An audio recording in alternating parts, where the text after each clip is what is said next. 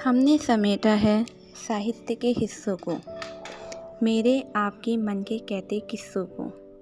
नमस्कार, मैं हूँ पूजा सोनी और आज आपको सुना रही हूँ लेखिका मधु जैन जी की कहानी, जिसका शीर्षक है चमकते सितारे।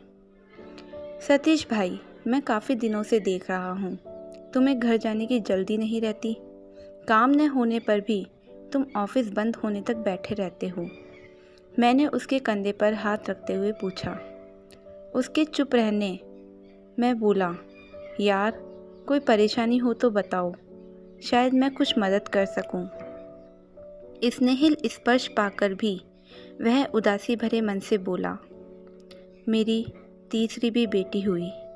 हालांकि मैंने लिंग परीक्षण कराया था, उसमें लड़का बताया था।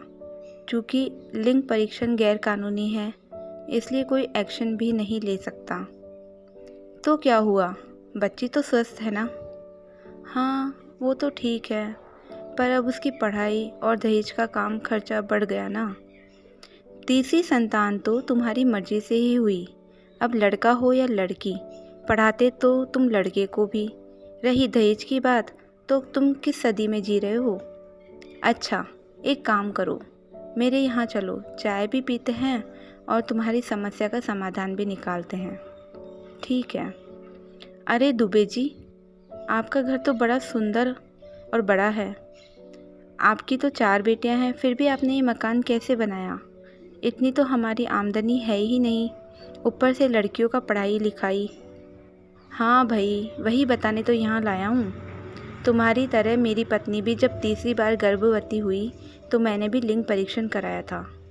लड़की होने पर मैंने भी पत्नी पर गर्भपात के लिए दबाव डाला, पर वह बोली, मैं किसी भी कीमत पर यह हत्या नहीं करूँगी। इस बात पर कई दिनों तक हम दोनों में अनबोला रहा। फिर उसने एक हल निकाला, बोली इस लड़की को वह अपनी निसंतान सहेली जया को दे देगी। इस तरह पाप से भी बच जाएंगे और पुण्य भी हो जाएगा। मैं सहमत हो गया। डिलीवरी के बाद जब मैंने उसे जया को देने को कहा, वह बोली 40 दिन मैं इसे अपने पास ही रखूँगी। जब किचन में जाना शुरू करूँगी तो जया को सौंप दूँगी, पर 6 महीने तक इसे स्तनपान कराऊँगी, उसके बाद ही गोदनामा दूँगी। बेटी जया के पास रहती, स्तनपान के लिए घर आती। एक दिन जया को किसी काम से बाहर जाना था, तो वह उसे हमारे घर छोड़ गई। तब तक वह 3 महीने की हो गई थी। मेरी दोनों बेटियों के लिए तो वह खिलौना थी। उसका किलकारी मारकर हंसना, जोर जोर से हाथ पैर हिलाना, मैं कनखियों से पहली बार उसे देख रहा था। मुझे लगाव भी महसूस हुआ, पर मर्द हूँ ना, हार तो मान नहीं सकता। कब 6 महीने की हो गई पता ही नहीं चला, और मुझे गोदनामा पे दस्तखत करना था। मन असमंजस्य में था। आखिर मन को कड़ा कर पहली बार बेटी को गोद में उठाकर दस्तखत करने से मना करने दिया। सबके चेहरे पर आई खुशियाँ देखकर मेरा मन भी प्रसन्न हो गया। पर आपकी 4 बेटियां हैं। हाँ, माँ का कहना था कि 3 लड़कियों के बाद लड़का होता है, अतः चौथा चांस लिया, पर विधि को तो मंजूर था, वही हुआ। इस बार बेटी होने का मलाल नहीं हुआ।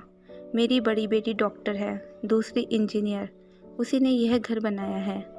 तीसरी जो हम सबकी सबसे ज़्यादा लाडली है, वह भारतीय सेना में है, और चौथी IAS की तैयारी कर रही है। जिसके पास 4 हीरे हो वह कभी दुखी हो ही नहीं सकता। बेटियां किसी भी मामले में बेटों से कम नहीं, बढ़कर ही है। दुबे जी, आपकी बातों से मेरा भ्रम ही दूर नहीं हुआ। एक नई आशा ने जन्म लिया है। मैं भी बेटियों को पढ़ा लिखा कर योग्य बनाऊंगा। और घर की ओर चल पड़ा नए मेहमान के स्वागत के लिए। ये कहानी इतनी ही। अभी आप सुन रहे थे पूजा सोनी की आवाज़ में लेखिका मधु जैन जी की कहानी चमकते सितारे। इस चैनल को लाइक और सब्सक्राइब करना ना भूलें। धन्यवाद।